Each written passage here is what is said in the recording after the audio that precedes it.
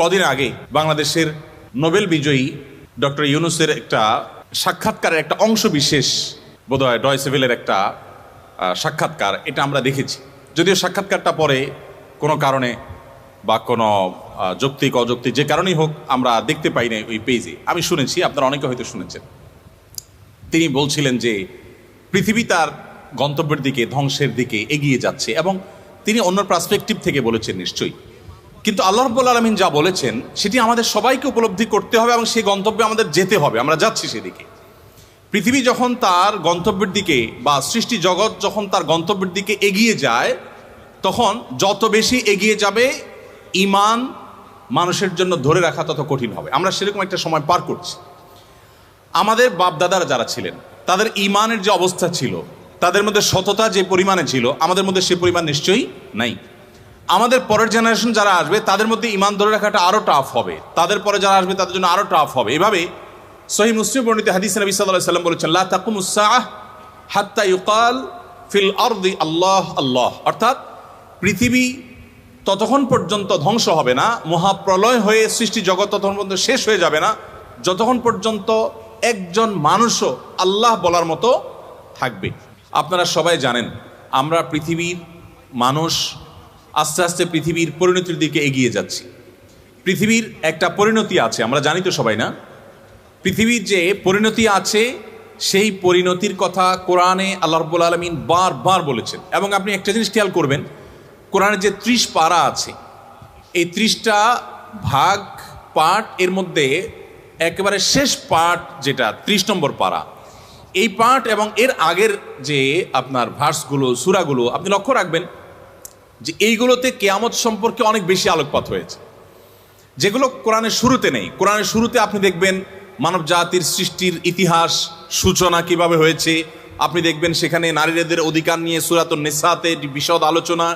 সেখানে দেখবেন আপনি যে মানুষের পারস্পরিক এবং সামাজিক যে অধিকারগুলো আছে সেগুলোর আলোচনা। এবং প্রসঙ্গত এটাও বলে রাখি, গোটা কোরআন জুড়ে ইবাদত নিয়ে যত আলোচনা হয়েছে এর চাইতে অনেক বেশি খুলে খুলে আল্লাহ তাআলা মানুষের অধিকার নিয়ে আলোচনা করেছেন। আমাদের মুসলমানদের তো প্রাউড করা উচিত, আমি তো সেই ধর্মের অনুসারী যে ধর্মে অপূর্ণতা বলতে কিছু নেই। আমাকে মানবাধিকার শিখার জন্য জাতিসংঘের দ্বারস্থ না হলেও চলবে। কোরআন আমাকে যে মানবাধিকার শিখিয়েছে, আমি যদি সেটাকে ধারণ করতে পারি আমি পৃথিবীর সেরা মানুষ হয়ে যাব।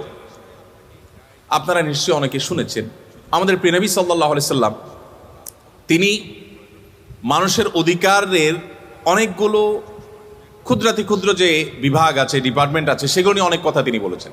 অমুসলিমদের অধিকার নিয়ে কথা বলেছেন। এমনকি রণাঙ্গনে যুদ্ধে রত আপনাকে হত্যা করতে উদ্যত হয়েছে, আপনাকে হত্যা করবার জন্য অস্ত্র ব্যবহার করেছে, এই লোকটাকে হত্যা করে আপনার নিজের জীবনকে রক্ষা করতে হবে আত্মরক্ষার প্রয়োজনে। সেখানে পর্যন্ত প্রিয় নবী সাল্লাল্লাহু আলাইহি সাল্লাম বলেছেন, ফাইদা কাতালতুম ফাহসিনুল কিতলাহ। কারণ মৃত্যুদণ্ড ঘোষিত হয়েছে, নবী সাল্লাল্লাহু আলাইহি সাল্লাম তার ব্যাপারেও বলেছেন যে এই ব্যক্তিকে যদি বিচারিকভাবে মৃত্যুদণ্ড দিতেও হয় তবুও তুমি তার প্রতিও ইহসান এবং সদাচরণ প্রদর্শন করো। তুমি যখন কোনো পশুকে জবে করে খেতে হবে, আল্লাহ তাআলা তাকে সৃষ্টি করেছে তোমার খাওয়ার জন্য খাদ্য হিসাবে, তুমি খাবে, বাট সেক্ষেত্রেও তুমি ইহসান এবং তার প্রতি তোমার সাধ্যের যতটুকু আছে ততটুকু অনুগ্রহ তুমি প্রদর্শন করবে। আপনি বলুন যে পশু আপনি জবে করে খেয়ে ফেলবেন, এই জবে করার ক্ষেত্রে পর্যন্ত কিভাবে অনুগ্রহ করবেন সেই শিক্ষা তিনি দিয়েছেন। এবং এও বলেছেন তোমাদের ছুরিগুলোকে তোমরা ভালো করে ধার দিয়ে নিবে, যাতে করে ওই পশুর প্রাণ বের হতে অপ্রয়োজনীয় কষ্ট তাকে পোহাতে না হয়। মানে এত পুঙ্খানুপুঙ্খ বিষয়, একটা প্রাণী তার প্রাণ বের হয়ে যাবে, তাকে জবে করে আপনি খেয়ে ফেলবেন, তাকে পর্যন্ত জবে করার আগেও যাতে অপ্রয়োজনে কষ্ট না দেন সেদিকটা নবী সাল্লাল্লাহু আলাইহি সাল্লাম আপনাকে লক্ষ্য রাখতে বলেছেন। আপনি নিশ্চয় জেনে থাকবেন প্রিয় নবী সাল্লাল্লাহু আলাইহি সাল্লাম অপ্রয়োজনে যে বৃক্ষ নিধন হয়ে থাকে, আমরা গাছপালা কেটে থাকি, এ সম্পর্কে তার কঠোর সতর্কবার্তা আছে। তিনি বলেছেন মরুভূমি এলাকাতে বড়ই গাছ জাতীয়, বিশেষ করে মিডল ইস্টে আমি 10 বছর ছিলাম, আপনারা অনেকে মিডল ইস্টে গিয়েছেন, আপনারা জানেন যে সেখানে মরুভূমিতে সাধারণত গাছপালা হয় না। আজকাল তারা সবুজায়ন করছে নানাভাবে, বাট নর্মালি সেখানে সবুজ গাছপালা বা সবুজ আপনার পরিবেশ সেখানে পাওয়া দুষ্কর। যে গাছগুলো মরুভূমিতে হয়, আপনি যদি মক্কা থেকে মদিনা যান, কখনো ওমরা বা হজ করতে গেলে আপনি লক্ষ্য রাখবেন যে যে গাছগুলো আছে গাছগুলোতে পাতা খুব একটা নাই, খুব রুক্ষ এবং কাঁটা বিশিষ্ট বড়ই গাছ জাতীয় গাছ হয় সেখানে। প্রিয় নবী সাল্লাল্লাহু আলাইহি ওয়াসাল্লাম সেই কারণে ওই গাছের কথা মেনশন করে বলছেন, এটা যদি কেউ কাটে, অর্থাৎ প্রয়োজন ছাড়া যদি কেউ কাটে, আল্লাহ সুবহানাহু ওয়া তাআলা জাহান্নামের আগুন তার মাথায় নিক্ষেপ করে তাকে শাস্তি দিবেন। দেখুন, আজ আমরা বন সংরক্ষণের কথা বলছি, আজ আমরা সবুজ পৃথিবীর কথা বলছি, আজ আমরা পরিবেশ রক্ষার কথা বলছি। নবী সাল্লাল্লাহু আলাইহি ওয়াসাল্লাম যখন এটা বলেছেন, তখন পরিবেশ রক্ষার আজকের যে চ্যালেঞ্জ পৃথিবীর মানুষ আমরা যার মুখোমুখি, তখন কি এই পরিস্থিতি ছিল? তখন তিনি সেটা বলে গেছেন। আমরা আজকে ঢাকায় বিভিন্ন বিভাগীয় শহরে রাস্তাঘাটে ফুটপাতে দেখি মানুষ রাস্তা দখল করে দোকানপাট করছে, মানুষের চলাচলে ব্যাঘাত সৃষ্টি করছে, বাইকার যার যেখানে চালানো উচিত না তিনি সেখানে বাইক তুলে দিচ্ছেন। আমরা অন্যের অধিকার নষ্ট করছি রাস্তাঘাট দখল করে, তাই না? প্রিয় নবী সাল্লাল্লাহু আলাইহি ওয়াসাল্লাম তিনি বলেছেন, ইয়াকুম ওয়াল জুলুস আলা তারিক, খবরদার তোমরা কখনো রাস্তা দখল করে মানুষের চলাচলে ব্যাঘাত সৃষ্টি করবে না। আমি আপনাকে একটু 1400 বছর আগে নিয়ে যেতে চাই, কয়েক সেকেন্ডের জন্য চলুন আমরা 1400 বছর আগে চলে যাই। মক্কা মদিনার 1400 বছর আগের চিত্র ছিল কেমন? আমরা এক সেকেন্ডের জন্য যদি আমাদের সেই চিত্রটাকে, সেই ছবিটাকে আমাদের স্মৃতিতে আনার চেষ্টা করি, আমরা কি দেখব? আমরা দেখতে পাবো, বিশেষ করে আপনি অনলাইনে মক্কার কাবা শরীফের যে 50 বা 100 বছর আগের যে ছবিগুলো পাওয়া যায়, এগুলো যদি ঘাটেন দেখবেন যে মানুষজন খুব একটা নেই। 50-100 জন মানুষ কাবা তওয়াফ করছে বা 200-500 মানুষ তওয়াফ করছে, এবং দুঃখিত আশপাশে কোনো ভবন তেমন একটা নেই, উঁচু দালান কোঠা নেই, হালকা কিছু মানুষজন আছে। তাহলে এই যদি হয় 100 বছর আগের ছবি, তাহলে 1400 বছর আগে মক্কায় কত কম মানুষ ছিল। আর মরুভূমি এত বিশাল বিস্তীর্ণ এলাকা, সেখানে এরকম পিচ ঢালা রোড তো আর ছিল না। যেটা রোড ছিল সেটা তো বিশাল বড় রোড, ওখানে বসা কেন? ওই রাস্তায় যদি 2-4-10 জন শুয়েও থাকে তাও তো মানুষের চলতে অসুবিধা হবে না। এত স্পিডে গাড়ি তো ছিল না চলার মতো। তাহলে সেই সময়ের বাস্তবতায় রাস্তা যেন দখল না করে, মানুষের চলাচলে ব্যাঘাত সৃষ্টি না করে, এই কথা তো বলার কোনো প্রয়োজন অনুভব হওয়ার কথা নয় তখনকার বাস্তবতায়।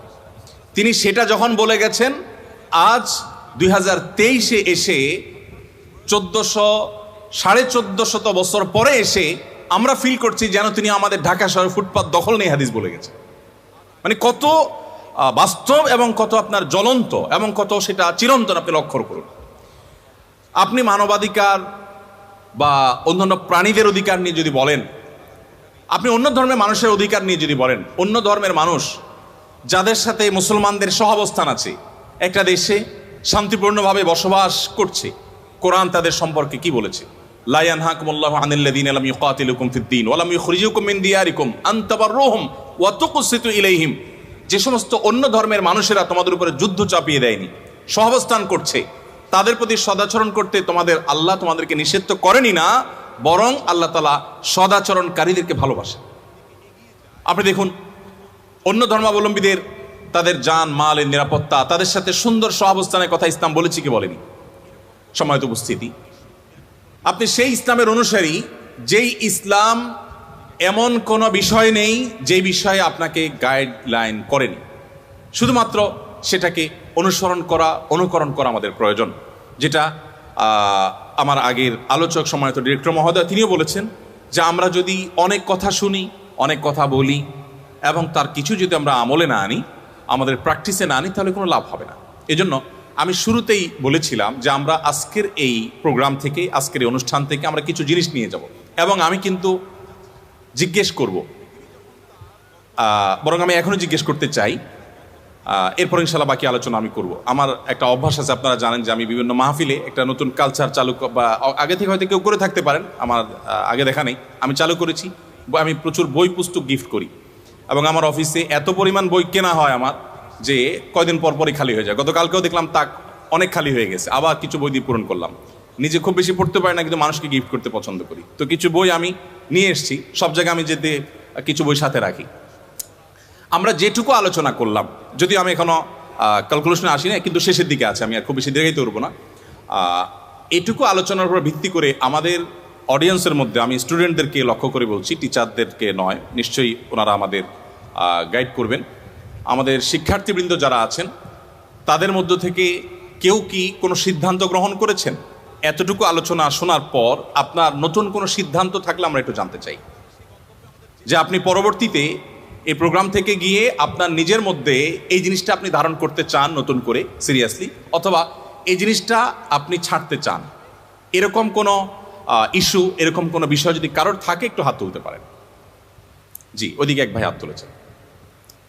আমি এখন প্রশ্ন করার পর না, কিন্তু আমার প্রশ্ন করার আগ পর্যন্ত যদি কেউ মনে মনে এরকম কোনো ডিসাইড করে থাকেন, আমি সেটা একটু দেখতে চাচ্ছি। সেই লোকটাকে আমি দেখতে চাই যে লোকটা আলোচনার মধ্যখান থেকে নিজেকে সংশোধন করবার বা এখান থেকে গ্রহণ করবার কিছু থাকলে গ্রহণ করার সিদ্ধান্ত নিয়েছেন। আমি তাকে স্যালুট জানাতে চাই। জি বলেন। আসসালামু আলাইকুম। আমি সিদ্ধান্ত নিয়েছি ওয়ালাইকুম হক আসসালাম। নষ্ট করব না। যতটুকু পারি আর কি বুঝিয়ে চাই।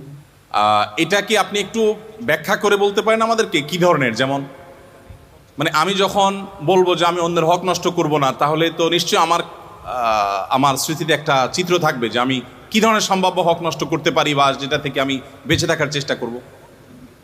কত কথা থেকে যেমন লাউডলি কথা বলবো না। আচ্ছা, মাশাআল্লাহ, বুঝতে পেরেছি, ধন্যবাদ।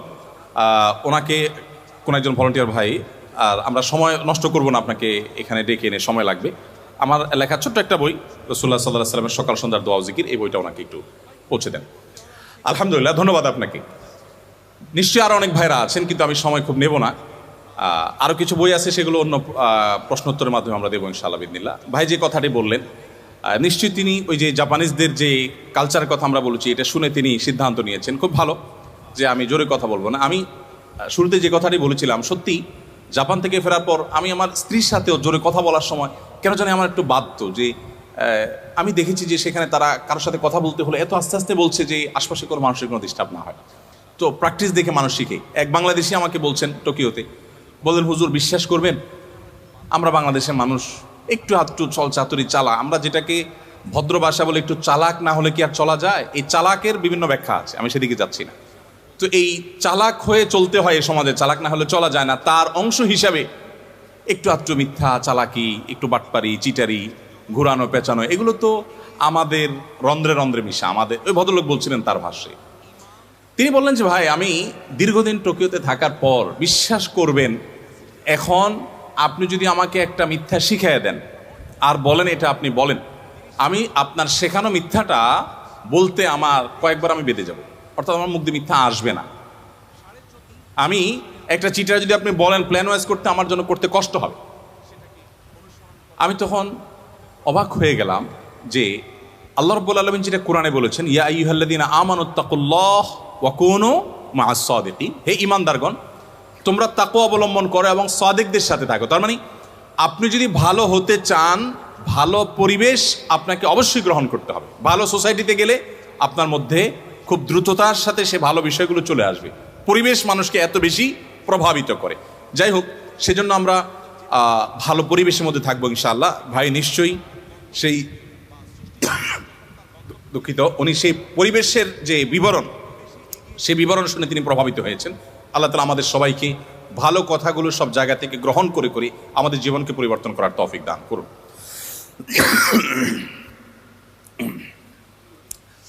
আমরা আলোচনা শেষ করতে চাই কয়েকটা পয়েন্টস দিয়ে। সেটি হলো, আমার আলোচনায় আমি বলার চেষ্টা করেছি আমাদের সবচেয়ে বড় সম্পদ হলো আমাদের ঈমান, এবং এই ঈমান ধরে রাখা অত্যন্ত কঠিন, কারণ পৃথিবী তার পরিণতির দিকে আগাচ্ছে, অর্থাৎ মহাপ্রলয় হবে, সব ধ্বংস হবে, সেদিকে আগাচ্ছে। প্রিয় নবী সাল্লাল্লাহু আলাইহি সাল্লাম, পৃথিবী ধ্বংস হবে বা সৃষ্টি জগৎ ধ্বংস হবে, নট অনলি পৃথিবী, এই নবমণ্ডল ভূমণ্ডল সব ধ্বংস হয়ে সব শেষ হয়ে যাবে, কোনোটি আর নিজ অবস্থানে থাকবে না, এ সম্পর্কে গোটা কোরআন জুড়ে আল্লাহ তাআলা আলোকপাত করেছেন। শুরুর দিকে আল্লাহ রাব্বুল আলামিন বিধিবিধান সব কিছু বলার পরও শেষের দিকে এসে কোরআনকে আল্লাহ রাব্বুল আলামিন সমাপ্ত করেছেন বেশিরভাগ সূরাগুলোতে কিয়ামত সম্পর্কিত আলোকপাত দ্বারায়, অর্থাৎ পৃথিবী তার পরিণতির দিকে যাবে, সেটা দিয়ে আল্লাহ সুবহানাহু ওয়া তাআলা ইতি টেনেছেন। চালাক না হলে চলা যায় না, তার অংশ হিসাবে